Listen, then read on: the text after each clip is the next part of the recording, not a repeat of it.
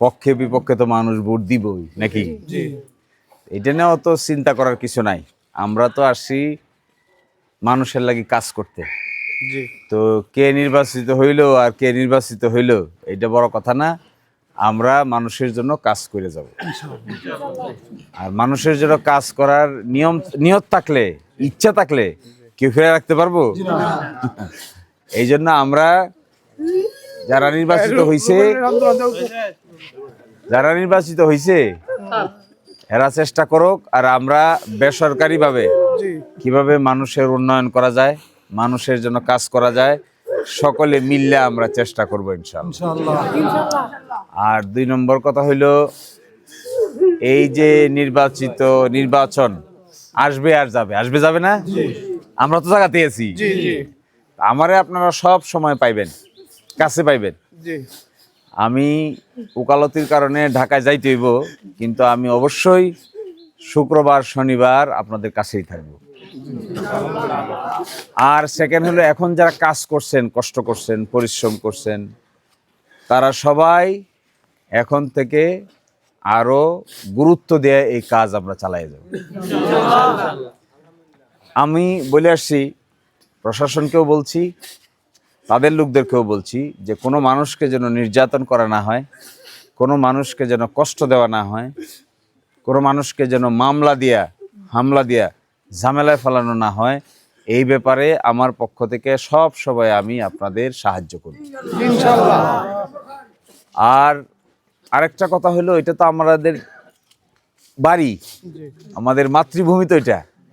আমাদের মাতৃভূমিতে আমরা আমাদের অধিকার, যার যা অধিকার আছে সে তার অধিকার নিয়ে এই মাতৃভূমিতে বেঁচে থাকবে।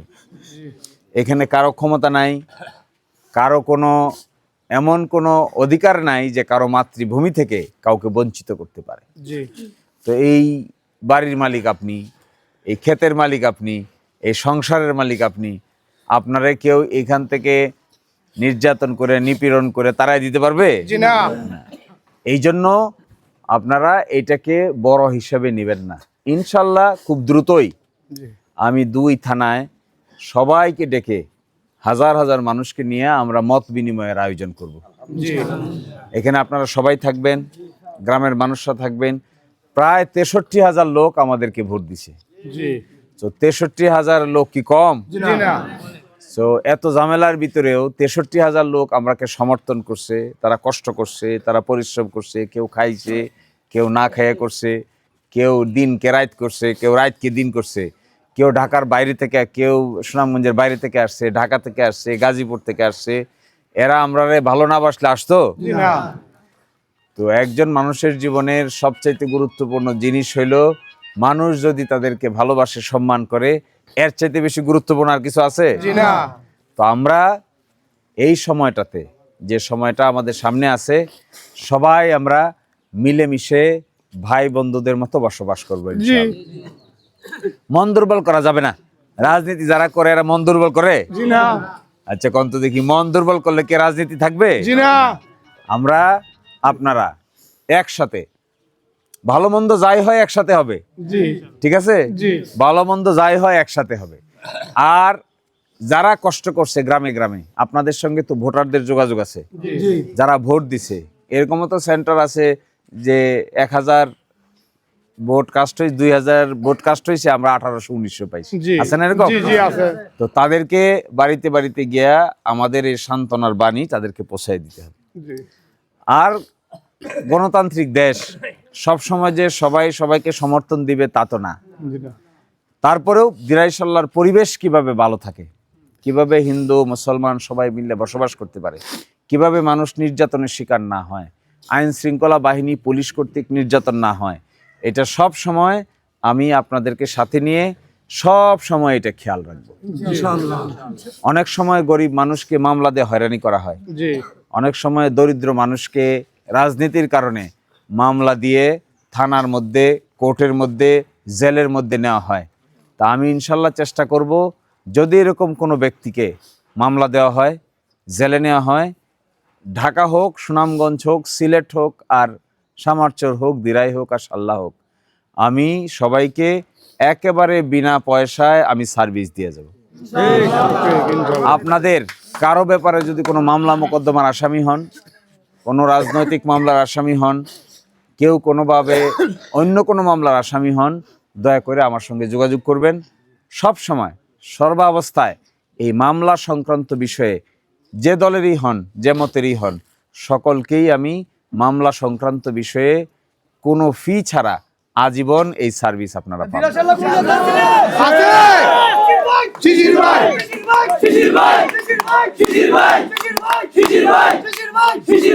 আরেকটা হইলো, দ্বিতীয়ত, অনেক সময় কাজিয়া ঝগড়া ফেসাদ হয়, রাজনৈতিক কারণে মানুষকে কষ্ট দেওয়া হয়। এরকম কষ্ট দিলে ডাক্তার লাগে, অসুস্থ হয়, হাসপাতালে যাইতে হয়, বিভিন্ন জায়গায় যেতে হয়। এই ব্যাপারটা আপনারা প্রতিজন মানুষকে খেয়াল করবেন। যদি কারোর উপর কোনো নির্যাতন হয়, নিপীড়ন হয়, তার ডাক্তার, তার হসপিটাল, তাকে আইনগত সহযোগিতা, এগুলা দল মত নির্বিশেষে আমরা দিয়ে যাব। কোনো মানুষকে যদি কষ্ট দেয় কেউ, তাহলে আপনারা যাবেন। আপনি যদি কষ্ট পান, তাও আরেকজনকে জানাবেন। আপনাকে যদি কষ্ট দেয়, তাও আপনি অন্যদেরকে জানাবেন। আপনার সামনে কাউকে কষ্ট দিলে তার পাশে গিয়ে দাঁড়াবেন। ইনশাল্লাহ সব কিছু তো আর এমপি হয়ে করতে হয় না, এমপি হওয়া ছাড়াও বহু কাজ আছে না? জি আছে। তো আপনারা দেখতে পাবেন, আমরা নির্বাচিত হই আর না হই, এরপরেও আমরা বেসরকারিভাবে যা করতে পারবো, অনেক লোক আছেন যারা সরকারিভাবেও তা করতে পারবেন। সুতরাং মনটাকে বড় করেন, দিলটাকে বড় করেন। এই যাত্রা একদিনের না, এই যাত্রা লম্বা সময়ের জন্য না। এই কয়দিন পরে ইউনিয়ন পরিষদের নির্বাচন আসবে, এরপরে আসবে হলো উপজেলা পরিষদের নির্বাচন, এরপরে দেখতে দেখতে আবার আসবে জাতীয় সংসদের নির্বাচন। আসবে না? তো মন বড় করলে এগুলো করা যাবে না। আপনারা যে যেখানে আছেন সেখানে সৎ নেতৃত্ব হিসেবে নিজেরে প্রতিষ্ঠা করেন। যিনি মেম্বার ছিলেন, প্রস্তুতি নেন। যিনি চেয়ারম্যান আছেন, প্রস্তুতি নেন। যিনি চেয়ারম্যানই করতে চান, তিনি প্রস্তুতি নেন। যিনি মেম্বারই করতে চান, তিনি প্রস্তুতি নেন। সকলকে সাথে নিয়ে আমরা স্থানীয় নির্বাচনেও অংশগ্রহণ করব। ঠিক। তো এগুলোতে কখনোই মন দুর্বল করা যাবে না। আর অনেকেই অসুবিধা করতে চায়, আমি শুনেছি গতকালকেও 2-4টে জায়গায় অসুবিধা হয়েছে। এগুলো আমি আইন শৃঙ্খলা বাহিনীর সঙ্গে আলাপ করেছি, থানার সঙ্গে আলাপ করেছি, যিনি নির্বাচিত হয়েছেন তাকেও বলেছি এবং তার দলের লোককেও বলেছি যে এই সমস্ত পরিবেশ যদি খারাপ হয়, মানুষ যদি মিলেমিশে বসবাস করতে না পারে, তাহলে এটা দিরাইশাল্লার জন্য একটা নতুন কলঙ্কের জন্ম দিবে। ঠিক। আর কে হিন্দু, কে মুসলমান, কার বাড়ি পূবে, কার বাড়ি পশ্চিমে, এগুলো দেখার বিষয় না। শান্তি শৃঙ্খলা বজায় রাখাই হলো মূল উদ্দেশ্য। আর কে কাকে ভোট দিয়েছে, কে কাকে ভোট দেয় নাই, এটাও কোনো বিবেচ্য বিষয় না। বিবেচ্য বিষয় হলো আমরা সবাই দিরাইশাল্লার লোক, আমরা সকলেই মিলেমিশে বসবাস করতে হবে। গতকালকে ভোট হয়েছে, রেজাল্ট হয়েছে, এইভাবে আর 10 দিন গেলেই দেখবেন ভোটের চিন্তা আর মাথায় থাকবে না। থাকবে? আমরা সকলের কাজ আছে না, সংসার আছে না, ব্যবসা আছে না, তা আমরা সবাই ব্যস্ত হয়ে যাব, নানান কাজে নানানজন ব্যস্ত হয়ে যাব। এইটাই জীবন। এই আলো আধারের খেলা, দিরাই বলছিলাম তো, আলো আধারের খেলাই হলো জীবন। অমাবস্যা পূর্ণিমার খেলা জীবন, ভালো আর মন্দের খেলা জীবন, সুযোগ আর অসুবিধা সুবিধার নাম হলো জীবন। এভাবেই চলে, এটা পালাক্রমে আসে, একটার পর একটা আসে। তো এই জন্য আপনাদের উপরে আমি থাকতে কোনো ধরনের কোনো অসুবিধা যেন না হয়, এখানে যা যা করণীয়, যেভাবে করণীয়, আমার সামর্থ্যের মধ্যে যা আছে তার সব কিছু আমি আপনাদের জন্য করার চেষ্টা করব। আলহামদুলিল্লাহ। এই জায়গাটাতে যে যাই করুক না কেন, দেশ দেশের বাইরে যত পথ রাস্তাঘাট আমরা জানি, ঢাকা, সিলেট, সুনামগঞ্জ, দিরাই, সাল্লা, বিদেশে লন্ডন, আমেরিকা, ইউরোপে, আফ্রিকায় যত রাস্তাঘাট আমরা জানি, এত রাস্তাঘাট জানার লোক জগতে খুব কমই আছে। ঠিক। সুতরাং এই জায়গায় মন ছোট করা যাবে না, মনকে দুর্বল করা যাবে না, মনকে সব সময় স্ট্রং করবেন, স্ট্রং করে রাখবেন। আবার কারোর সঙ্গে অন্যায় করা যাবে না, কারোর সঙ্গে অন্যায় আচরণ করা যাবে না। কেউ অন্যায় আচরণ করলে তার সঠিক সমাধান বের করতে হবে। নিজেরা চেষ্টা করবেন, ছোট্ট লেভেলে হলে গ্রামে চেষ্টা করবেন, গ্রামে না হইলে আইন শৃঙ্খলা বাহিনীরটা আমি চেষ্টা করব, তা যদি না হয় কোর্ট কাছারি যা আছে তা আমি চেষ্টা করব। এবং মনে রাখবেন, আপনারা যেখানেই আছেন, যে অবস্থায় আছেন, ছায়ার মতো আমি আপনাদের পাশে আছি। আলহামদুলিল্লাহ। শেষ করুক। তো ঢাকায় পেশার কারণে আমার ঢাকায় যেতে হবে, আমি আপাতত আছি আরো কয়েকদিন, তারপরেও পেশার কারণে ঢাকায় যেতে হবে। ঢাকায় গেলেও আমি ছুটির দিন আবার আসবো। ছুটি হয় সাধারণত শুক্রবার শনিবার। আমি চেষ্টা করব 2 দিন, সপ্তাহে 2 দিন, এমনকি 3 দিন এই দিরাই সাল্লার বিভিন্ন গ্রামে গঞ্জে আমরা ঘুরে বেড়াবো। আমরা ইউনিয়নে যাব, ওয়ার্ডে যাব।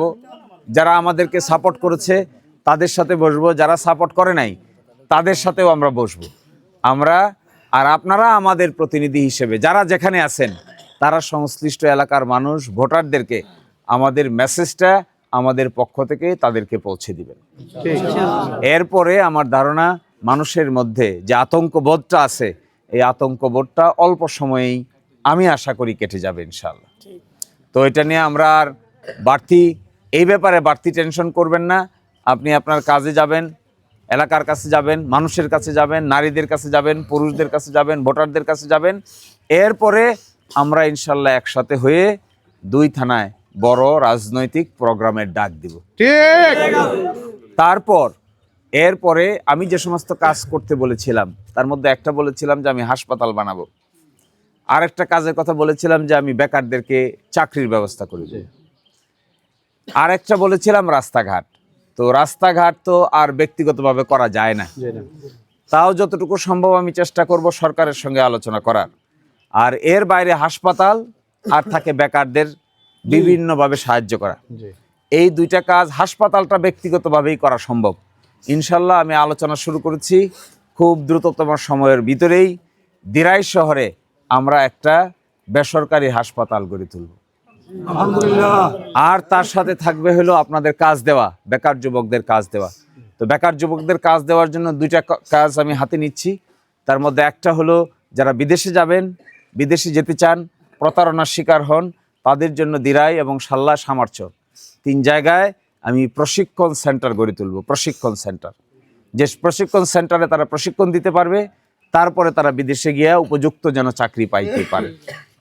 আর আরেকটা কাজ হবে ফ্রিল্যান্সিং। এটা আপনারা বুঝবেন না, নতুন প্রজন্মের লোকেরা বুঝে ফ্রিল্যান্সিং কি জিনিস।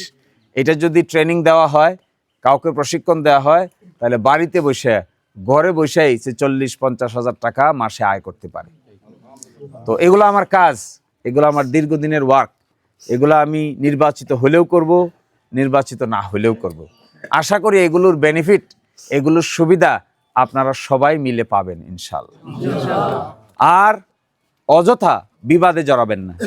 কে কাকে ভোট দিয়েছে, কে কাকে ভোট দেয় নাই, এই সমস্ত হিসাব করার কোনো দরকার নাই।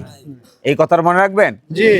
কে কাকে ভোট দিয়েছে, কে কাকে ভোট দেয় নাই, যাকে যে মনে চায় ভোট দিয়েছে, এইটা এখন হিসাব করার কোনো দরকার নাই।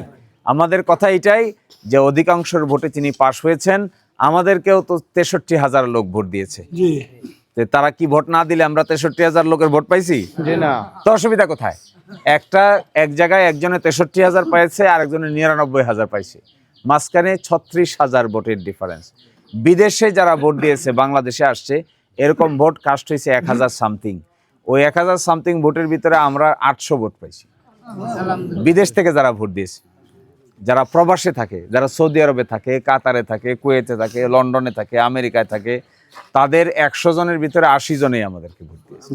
তো এর মানে কি তারা মানুষ আমাদেরকে পছন্দ করে? না করলে ভোট দিত না।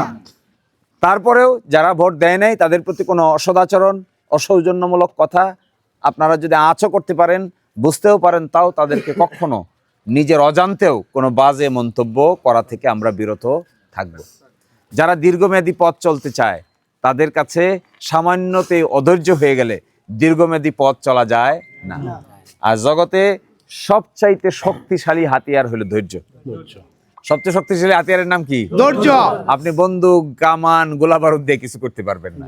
আপনার যদি সঠিক ধৈর্য থাকে, আমার যদি সঠিক ধৈর্য থাকে, তাহলে একদিন না একদিন অবশ্যই এই ধৈর্যের কারণেই যারা অসুবিধা করতে চাইবে তারা আস্তে আস্তে পরাজয় বরণ করবে। ঠিক। তো এগুলো নিয়ে আর মাথা ঘামাবেন। সবাই ভালো থাকবেন, সবাই সুস্থ থাকবেন। আমি আজকে এখানে বাড়িতে আছি, রাতেও বাড়িতে থাকবো। কালকে সকালে আবার দিরাই যাব। দিরাইও আমি বিভিন্ন ইউনিয়ন থেকে মানুষ আসবে, তাদেরকে কালকে সময় দেওয়া হয়েছে, ওখানে তাদের সঙ্গে আমরা আলাপ করব। আরও 2-1 দিন কয়েকটা বাজারে যাব, আমি চেষ্টা করছি কয়েকটা বাজারে, বড় বড় বাজারগুলোতে যাওয়া, মানুষের সঙ্গে যেন দেখা হয়, তাদের আতঙ্ক কাটে, তাদের আবেগ অনুভূতির কিছুটা বহিঃপ্রকাশ ঘটানো যায়। তারপরে আমি ঢাকায় যাব। ঢাকা থেকে এসে আমরা দিরাই এবং সাল্লায় আলাদা সকল জনশক্তি নিয়ে বড় করে মিটিং ডাকব এবং সেখানে আমরা বিস্তারিত আলোচনা করব। কেউ পরিবেশ নষ্ট করবেন না, কেউ পরিবেশ নষ্ট করতে চাইলে তাকে আপনারা ধৈর্যের সহিত মোকাবেলা করবেন। আশা করা যায় এই অল্প কয়েকদিনের মধ্যেই আমরা নতুন নতুন কাজ নিয়ে যখন হাজির হব, তখন অনেকেই বুঝতে পারবেন যে আসলে কি করতে এসেছিলাম আর কি আমরা করছি।